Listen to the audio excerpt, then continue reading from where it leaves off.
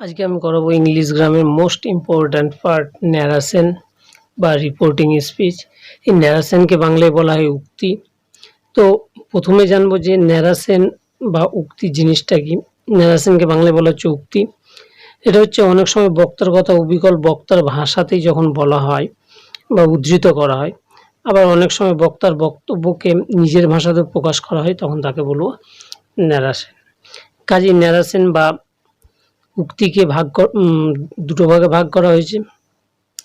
এক নম্বর হচ্ছে direct narration এবং ২ নম্বর হচ্ছে ইনডাইরেক্ট ন্যারেশন। তো ডাইরেক্ট ন্যারেশনটাকে বাংলায় বলা হয় প্রত্যক্ষ উক্তি, ইনডাইরেক্ট ন্যারেশনকে বাংলায় বলা হয় পরোক্ষ উক্তি। এরপর চলে আসছি ডাইরেক্ট ন্যারেশন জিনিসটা কি। কোনো বক্তার কথাকে দুভাবে প্রকাশ করা হয়, প্রত্যক্ষভাবে আর পরোক্ষভাবে। যখন বাক্যে বক্তার মুখের কথার কোনরূপ পরিবর্তন না ঘটিয়ে অবিকল সেই কথাগুলি বলা হয়, সেই বাক্যকে বলা হচ্ছে প্রত্যক্ষ উক্তি বা ডাইরেক্ট ন্যারেশন বা ডাইরেক্ট স্পিচ। ঠিক আছে? বক্তা যে কথাগুলো বলবে সেই কথাগুলো যদি হুবহু একই রকমভাবে বলা হয়, তখন সেটাকে বলা হচ্ছে ডাইরেক্ট ন্যারেশন বা ডাইরেক্ট স্পিচ।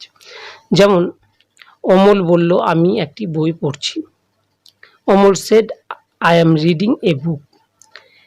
এখানে একটা কথা বলবো, অমল সেডের পর কমা আছে এবং আই অ্যাম রিডিং এ বুক, এটা পুরোটা ইনভার্টেড কমার মধ্যে আছে। ঠিক আছে? তো অমল সেড এটা হচ্ছে রিপোর্টিং স্পিচ। এর যে ভার্ব সেটাকে বলা হচ্ছে রিপোর্টিং ভার্ব।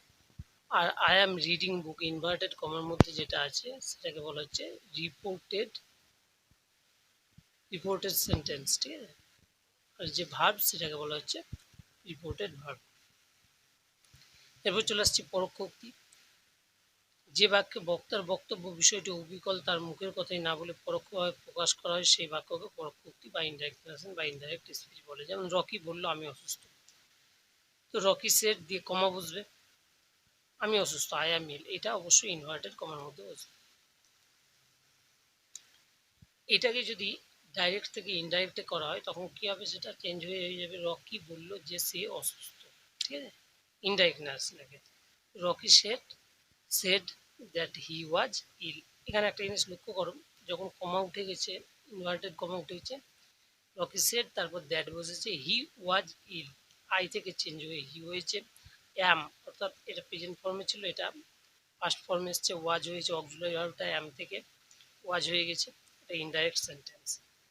এখানে মনে রাখার বিষয় হচ্ছে বাক্যে ইনভার্টেড কমায় উদ্ধৃত চিহ্নের বাইরে যে অংশটি থাকে, যেমন রকি সেড, আমরা দেখলে রকি সেড, সেটিকে বলা হচ্ছে রিপোর্টিং স্পিচ, এবং এই অংশে যে ভার্বটা থাকছে সেটা হচ্ছে রিপোর্টিং ভার্ব। রকি সেড এই প্রথম অংশটা হচ্ছে রিপোর্টিং স্পিচ। এই জিনিসটা ভালো করে মনে রাখবে, প্রথম অংশটা হচ্ছে রিপোর্টিং স্পিচ, আর দ্বিতীয় অংশটা হচ্ছে ইনভার্টেড কমার মধ্যে যেটা থাকবে সেটা হচ্ছে রিপোর্টেড স্পিচ।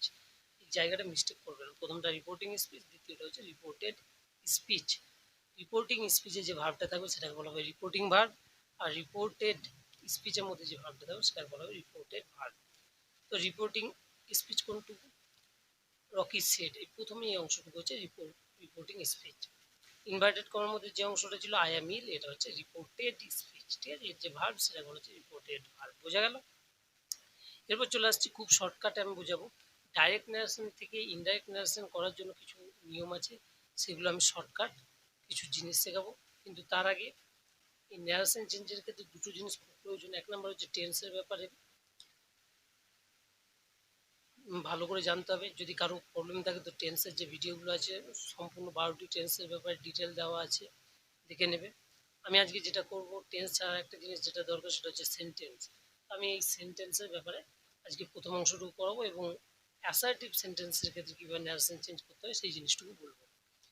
তা আসা যাক, প্রথমে জানতে হবে সেন্টেন্স কত প্রকার। সেন্টেন্স হচ্ছে 5 প্রকার: assertive sentence, interrogative sentence, imperative sentence, objective sentence, exclamatory sentence. ঠিক আছে? এবার চলে আসবো, খুব শর্টকাটে বোঝাবো অ্যাসার্টিভ সেন্টেন্স জিনিসটা কি। এই ধরনের বাক্যে সাধারণভাবে কোনো বক্তব্য রাখিয়ে বা এক কথায় যাকে হ্যাঁ বোধক বাক্য বলে। যেমন he is good leader, he plays with passion. ঠিক আছে? এরপর অ্যাসার্টিভ সেন্টেন্স বোঝা গেল, যখন হ্যাঁ বোধক বাক্য বোঝাচ্ছে সেটা হচ্ছে অ্যাসার্টিভ সেন্টেন্স। এরপর চলে আসছে ইন্টারোগেটিভ সেন্টেন্স।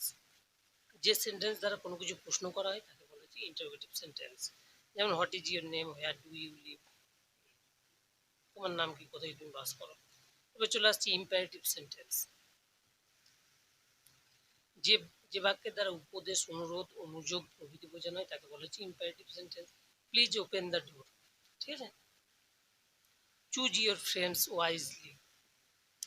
4 নম্বর অপটেটিভ সেন্টেন্স। যে বাক্যের দ্বারা উইশ অর্থাৎ কোনো রকম প্রার্থনা প্রভৃতি বোঝানো হয় তাকে বলা হচ্ছে অপটেটিভ সেন্টেন্স। যেমন may God bless us all, wish you a happy journey together. এবার চলে আসি 5 নম্বর এক্সক্লেমেটরি সেন্টেন্স। যে বাক্য দ্বারা কোনো বিষয়ে বিস্ময় প্রকাশ করা হয় তাকে এক্সক্লেমেটরি সেন্টেন্স বলা হয়। How beautiful this city is, oh I missed the service, ঠিক আছে। এই ধরনের হচ্ছে সেন্টেন্স। তো সেন্টেন্সগুলোর ব্যাপারে জানা গেল। এবার চলে আসা যাক যে এই ন্যারেশন চেঞ্জ করতে গেলে যে জিনিসগুলো দরকার, তার আমি একটা শর্টকাট চার্ট বানিয়েছি, সেই চার্টটার ব্যাপারে বলবো। তো রিপোর্টেড স্পিচ যেটা, সেই রিপোর্টেড স্পিচ ডাইরেক্ট ন্যারেশন থেকে ইনডাইরেক্ট ন্যারেশন করার সময় কিছু নিয়ম আছে, সেই নিয়মগুলো খুব শর্টকাটে মনে রাখার জন্য দিয়েছি এখানে। Verb change at a glance. যদি রিপোর্টেড স্পিচটা যদি ইনডিফিনিট টেন্সে থাকে, প্রথমটা হচ্ছে প্রেজেন্ট, তারপরটা হচ্ছে পাস্ট। যদি প্রেজেন্ট ইনডিফিনিট টেন্সে থাকে, ধরা যাক এখানে ভার্বটা প্লে বা প্লেজ আছে, তখন সেটা ফর্মটা হয়ে যাবে কি প্লেড, PLAYED, পাস্ট ইনডিফিনিট হয়ে যাবে। একটা ভার্বের 3টে ফর্ম থাকে আমরা জানি, present form, past form, past participle form. তো সেটা কীভাবে চেঞ্জ হয়েছে সেই জিনিসটাই এই চার্টের মাধ্যমে শর্টকাটে বোঝানো হয়েছে। প্রেজেন্ট ইনডিফিনিটে থাকে, ভার্বটা প্লে বা প্লেস থাকে, তখন পাস্ট ইনডিফিনিট হয়ে যাবে কি প্লেড। যদি প্রেজেন্ট কন্টিনিউয়াস থাকে, am is are plus playing, মানে ভার্বটা, তখন সেটা হয়ে যাবে কি পাস্ট কন্টিনিউয়াসে অক্সিলারি ভার্ব ওয়াজ ওয়ার বসবে, তারপর প্লেইং। প্রেজেন্ট পারফেক্ট থাকলে হ্যাজ, হ্যাভ আর প্লেড থাকবে ভার্বের পাস্ট পার্টিসিপল ফর্ম, তখন সেটা হয়ে যাবে কি পাস্ট পারফেক্টে চলে যাবে, had played. Present perfect continuous থাকলে হ্যাজ, হ্যাভ বিন প্লেইং, হ্যাঁ, সেটা পাস্ট পারফেক্টে চলে যাবে, হ্যাড বিন প্লেইং। এরপর চলে আসা যাক যদি পাস্ট ইনডিফিনিটে থাকে প্লেড, তখন সেটা কী হবে পাস্ট পারফেক্টে চলে যাবে, হ্যাড প্লেড। পাস্ট কন্টিনিউয়াস থাকলে ওয়াজ ওয়ার প্লেইং থাকে, সেটা পাস্ট পারফেক্ট কন্টিনিউয়াসে চলে যাবে, হ্যাড বিন প্লেইং। পাস্ট পারফেক্টে যদি থাকে হ্যাড প্লেড, সেটা চলে যাবে পাস্ট পারফেক্ট হ্যাড প্লেড, মানে এটার কোনো চেঞ্জ হবে না। পাস্ট পারফেক্ট কন্টিনিউয়াস থাকলে had been playing, past perfect কন্টিনিউয়াসই বসবে, হ্যাড বিন প্লেইং। এবার চলে আসা যাক ফিউচার। যদি ফিউচারে শ্যাল উইল প্লে থাকে, শ্যাল অফ উইল প্লে, তখন সেটা কন্ডিশনাল হয়ে যাবে, শুড বা উড প্লে হবে। ফিউচার যদি কন্টিনিউয়াস থাকে, শ্যাল বি বা উইল বি প্লেইং, তখন সেটা হয়ে যাবে কন্ডিশনালে, কন্টিনিউয়াসে শুড বি বা উড বি প্লেইং। ফিউচার যদি পারফেক্ট থাকে, শ্যাল শ্যাল হ্যাভ প্লেড বা উইল হ্যাভ প্লেড, তখন সেটা হয়ে যাবে কন্ডিশনাল পারফেক্টে, শুড হ্যাভ প্লেড বা উড হ্যাভ প্লেড। যদি ফিউচার পারফেক্ট কন্টিনিউয়াসে থাকে, শ্যাল হ্যাভ বিন প্লেইং বা উইল হ্যাভ বিন প্লেইং, তখন সেটা কন্ডিশনালে পারফেক্ট কন্টিনিউয়াসে হয়ে যাবে, should have been playing, would have been playing. এইটা হচ্ছে ওই টেন্সের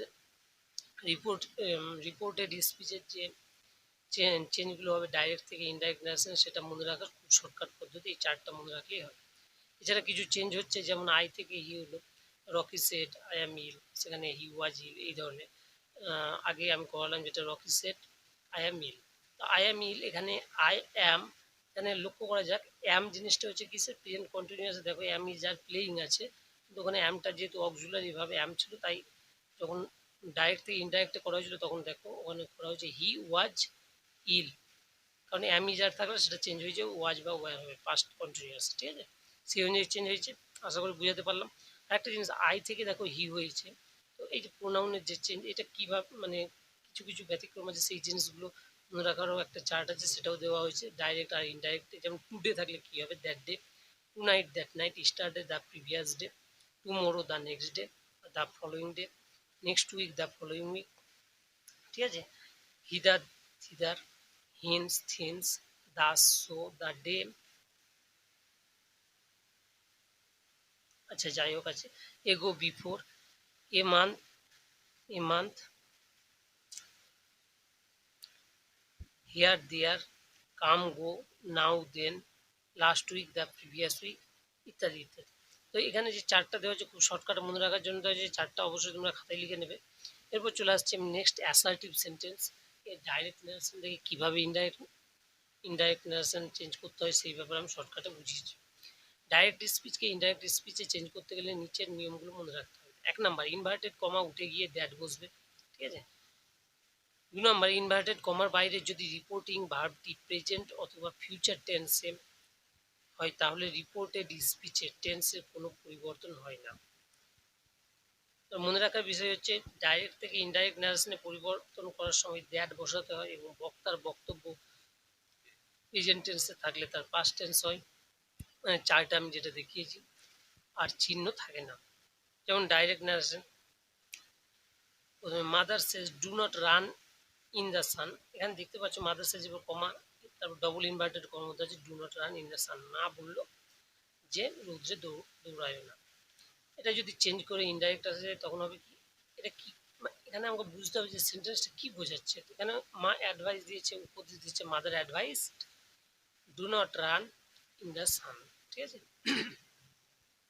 একটা করা যাক এইরকম এক্সাম্পল। তারপর ডাইরেক্টে the boy says she is my sister, বালকটি বলল সে হচ্ছে আমার বোন। দ্য বয় সেড হয়ে গেল, দ্যাট বসবে, দ্যাট বসে গেল, সি ইজ মাই থেকে হয়ে যাবে কি হার, সি ইজ হার সিস্টার, ঠিক আছে, এখানে কোনো চেঞ্জ হয়নি। এরপর 3 নম্বর পয়েন্ট, রিপোর্টিং ভার্বটি পাস্ট টেন্সে হলে রিপোর্টেড ভার্বটিও সেই অনুযায়ী পাস্ট টেন্সে হবে, আর যদি দুটোই পাস্ট টেন্স হয় তবে সেক্ষেত্রে রিপোর্টেড স্পিচের ভার্বটি পাস্ট পারফেক্ট হবে। আমি চার্টে দেখিয়েছি যেটা, ওই জিনিসটা এখানে লেখা হয়েছে। ডাইরেক্ট নারেশনের ক্ষেত্রে হি সেড আই এম বিজি, এখানে দেখো হি সেড বসলো, দ্যাট বসলো, আই অ্যামটাকে বলে অক্সিলারি ভার্ব, বাংলায় বলা হয় সাহায্যকারী ক্রিয়া। অ্যাম থেকে কি হয়ে যাবে, এখানে চেঞ্জ হয়ে ওয়াজ বসে গেল, হি ওয়াজ বিজি। ওইখানে দেখো চার্টের মধ্যে দেওয়া আছে যে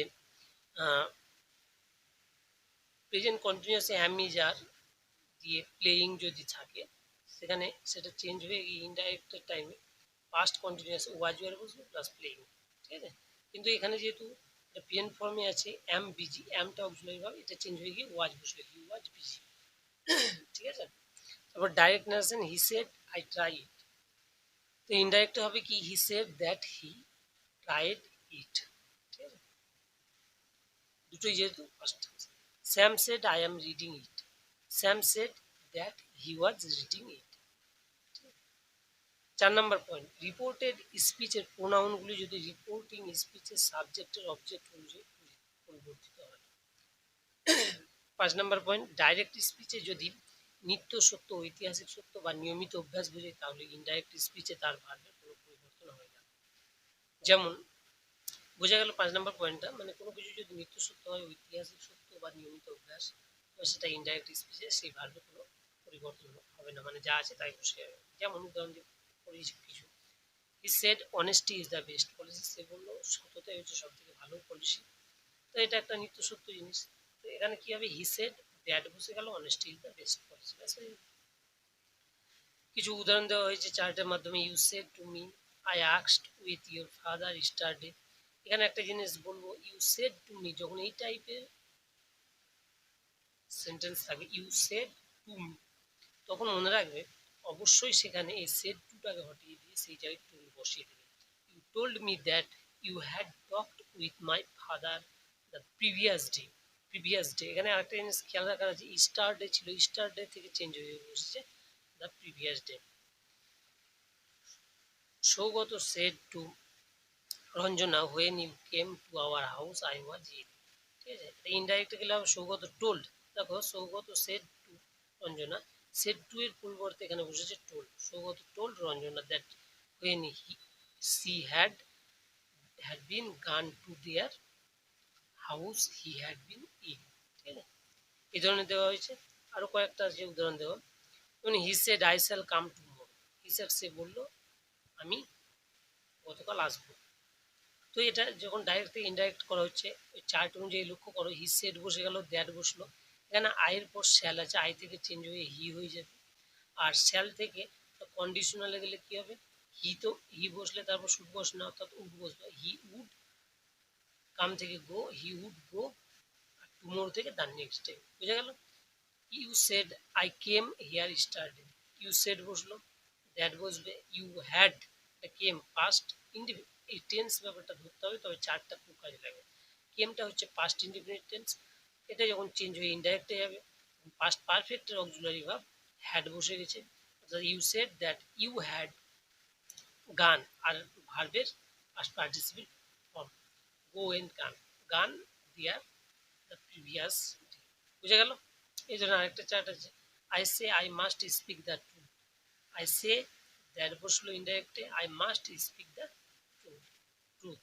you say I must speak the truth, you say that you must speak the truth. আজকে এতটাই। এরপর দিন ইন্টারোগেটিভ সেন্টেন্স নারেশন কীভাবে চেঞ্জ করতে হয় বোঝাবো। এখনও যারা সাবস্ক্রাইব করেনি অবশ্যই সাবস্ক্রাইব করে নেবে এবং লাইক এবং শেয়ার করতে ভুলবে না। সবাই ভালো থাকবে। Thank you.